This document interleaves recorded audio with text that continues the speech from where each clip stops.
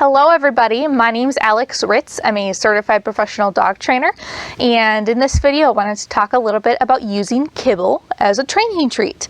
So for some dogs that are maybe overweight or they're on a restricted diet for different proteins or something like that due to allergies, they're limited in the kinds of treats that they can have. So using kibble is sometimes one of the only options that their owners have to offer a training treat. Other times it's just convenient to use kibble. It's cheaper to use kibble rather than to use a bunch of store-bought pre-made small training treats. And kibble really is ideal for treats in a lot of ways, in terms that it's small already. You want treats to be pea size or smaller when you're using them for training. And also it's already balanced for dogs, right? We're not going to give them a bunch of extra sugar, a bunch of extra fats or anything like that.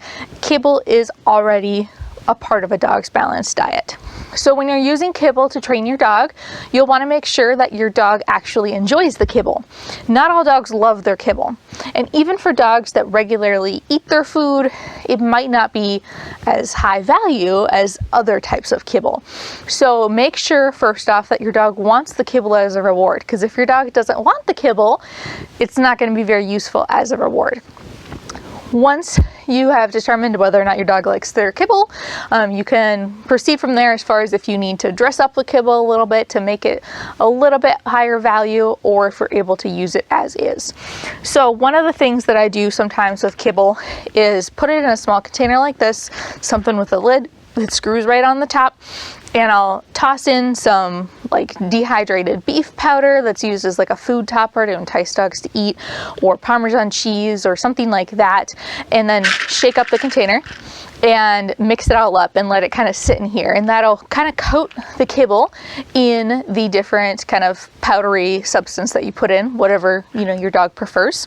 The other thing I've done before too is take some really good smelling treats, some softer treats or hot dogs or something like that, and put it in with the kibble and then let it sit in there. So if it's hot dogs, stick it in the fridge for a while, and that helps the kibble kind of absorb that smell.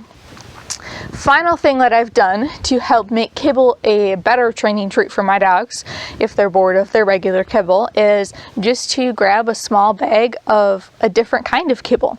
So if I feed them one brand or flavor, I could go get a small bag of a different brand or flavor. That way it's something that's different to them. It doesn't taste the same.